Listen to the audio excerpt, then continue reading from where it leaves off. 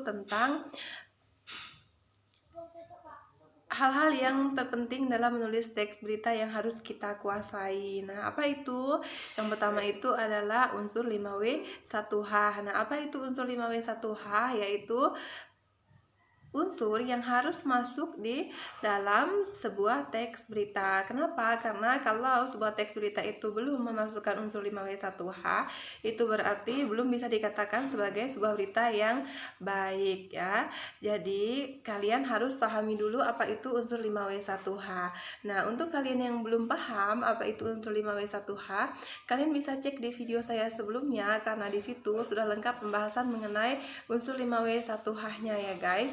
Oke, selanjutnya itu adalah kita ingin menulis teks berita, tapi kita tidak tahu apa saja hal-hal yang harus kita kuasai dulu, yang harus kita pahami dulu. Nah, di sini sudah saya buatkan ada 5 langkah-langkahnya ya guys. Yang pertama itu adalah menentukan topik berita, kemudian yang kedua menentukan dan memastikan sumber berita, yang ketiga mendatangkan sumber berita, kemudian yang keempat mencatat fakta-fakta penting dalam peristiwa, dan yang kelima mengembangkan catatan menjadi teks berita yang utuh dengan memperhatikan struktur dan kaidah-kaidahnya. Nah, untuk yang pertama menentukan topik berita. Nah, ini adalah topik apa yang ingin kalian angkat menjadi sebuah berita. Nah, biasanya itu adalah hal-hal yang sedang hangat terjadi. Nah, itu menarik untuk dijadikan sebagai topik sebuah berita. Misalnya untuk sekarang itu kita bisa mengambilnya itu mengenai COVID-19.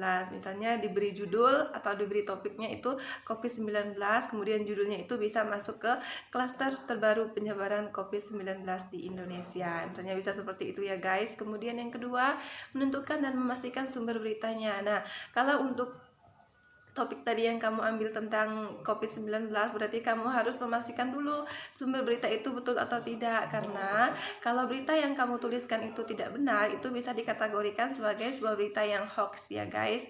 Jadi itu bisa membohongi publik. Nah, alangkah lebih baiknya sebelum kamu menulisnya menjadi sebuah berita, kamu tentukan dulu sumber beritanya. Kemudian yang ketiga, mendatangi sumber beritanya. Nah, ini kalau bisa sebelum kamu menulis beritanya itu kamu wawancara dulu narasumbernya dengan cara mendatangi langsung supaya kamu mendapatkan informasi atau berita yang valid. Jadi seperti itu ya guys. Kemudian yang keempat, mencatat fakta-fakta penting dalam peristiwa. Nah, ini kamu lakukan ketika kamu sedang wawancara dengan narasumbernya. Kamu catat pokok-pokok yang menurut kamu penting ya, sehingga kamu tidak lupa. Atau kalau tidak dicatat, kamu bisa merekamnya dalam handphone kamu kalau kamu menggunakan handphone. Kemudian yang kelima, mengembangkan catatan menjadi teks berita. Nah, ini catatannya itu kamu kembangkan jadi teks berita. Nah, di sini kamu harus memasukkan yang namanya tadi unsur 5W1H. Nah, unsur 5W1H itu untuk menjawab pertanyaan apa, siapa, di mana, kapan, bagaimana, dan mengapa. Kalau teks berita yang kamu buat itu sudah memasukkan unsur itu, berarti berita kamu sudah bisa dikategorikan sebagai berita yang valid. Jadi seperti itu ya. Kemudian selanjutnya itu adalah tips dan trik ketika kamu ingin menjadi pembaca berita atau presenter di sebuah acara. Nah, ini ada beberapa hal yang harus kamu lakukan atau yang harus kamu persiapkan. Yang pertama itu adalah berbicaralah apa adanya atau natural. Nah, ketika kamu ingin menjadi presenter yang handal, kamu harus memiliki ciri khas ya guys. Jadi kamu berbicara sesuai dengan gaya kamu aja, tidak usah terlalu dibuat-buat sehingga kesannya itu tidak terlalu berlebihan. Supaya juga kamu memiliki ciri khas tersendiri. Jadi seperti itu.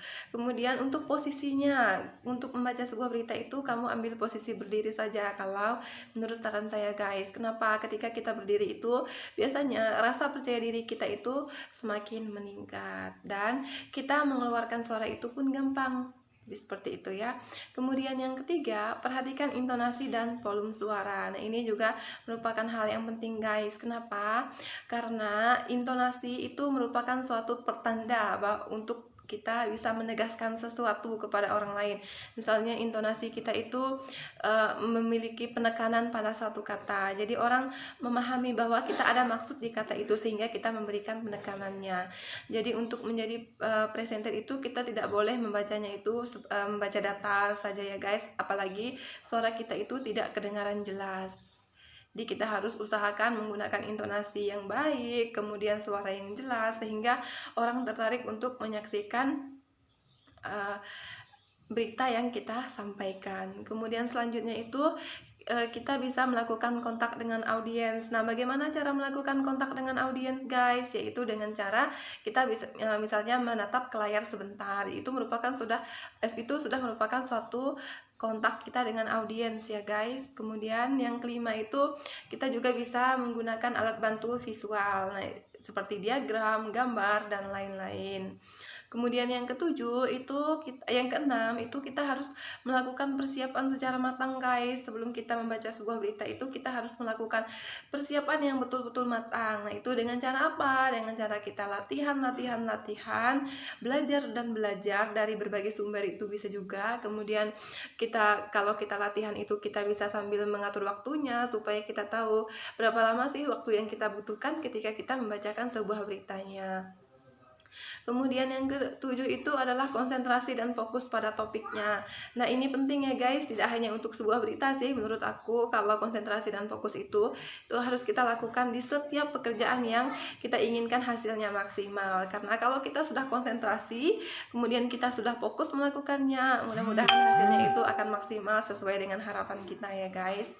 Kemudian selanjutnya itu adalah hindari rasa tegang dan usahakan untuk percaya diri. Nah, ini ada hubungannya tadi dengan yang konsentrasi dan fokus pada topiknya ya.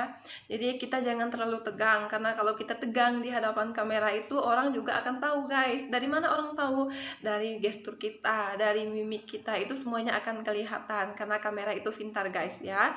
Kemudian selanjutnya itu yang nomor 9 itu adalah berpenampilan secara profesional. Nah, ini berpenampilan secara profesional ini bukan hanya pakaian yang harganya mahal ya guys, tapi dilihat dari kerapiannya, kebersihannya, itu penting. Kenapa? Karena itu juga menunjang rasa percaya diri kita, menunjang penampilan kita untuk tampil secara maksimal. Jadi ini merupakan tips dan trik yang bisa kalian lakukan kalau kalian itu ingin menjadi presenter di sebuah acara. Jadi seperti itu ya. Kemudian kita lanjutkan yang berikutnya guys. Di sini saya punya sebuah contoh teks berita, dan ini hanya contoh ya guys, bukan beneran terjadi. Tapi di sebuah berita ini saya sudah memasukkan yang namanya unsur 5W 1H. Kita bacanya sama-sama ya, sama-sama latihan. Skadau, Senin 7 September 2020, terjadi kebakaran di sebuah warung makan. Diduga, kebakaran tersebut disebabkan oleh ledakan gas LPG 3 kg. Menurut seorang karyawan yang bernama Neneng, ledakan tiba-tiba saja terjadi setelah sebelumnya sempat keluar asap dari selang penghubung tabung gas ke kompor.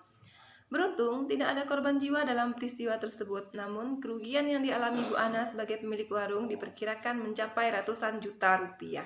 Nah, ini adalah contoh cara kita membaca sebuah berita kalau kita menjadi presenter ya. Kemudian selanjutnya, di sini saya juga sudah membuatkan cara menyampaikan sebuah berita. Itu berarti bukan hanya kita langsung membaca beritanya ya guys, tapi kita juga harus menyiapkan yang namanya pembukaan dan juga penutup dari sebuah berita. Nah, misalnya gini, kamu ditugaskan untuk menjadi presenter di sebuah acara nih, misalnya ini sudah saya buatkan. Selamat siang pemirsa, kembali lagi bersama saya Marsya di Berita Update. Selama 10 menit ke depan saya akan menginformasikan berita terupdate, teraktual, tajam, dan terpercaya. Nah, ini merupakan bagian dari pembukaannya. Kemudian isinya langsung kamu masuk ke berita yang kamu buat ya guys. Kemudian yang terakhir itu setelah kamu membaca beritanya, berarti kamu membuat bagian penutupnya. Ini biasanya ucapan terima kasih, kemudian undur diri kamu dari hadapan pemirsa, seperti itu ya. Ini sudah saya buatkan contohnya juga.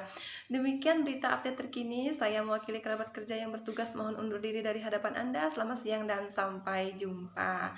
Nah, jadi seperti itu guys, gampang kan kalau kita mau belajar ya kan. Nah, makanya jangan lupa kalian subscribe, share juga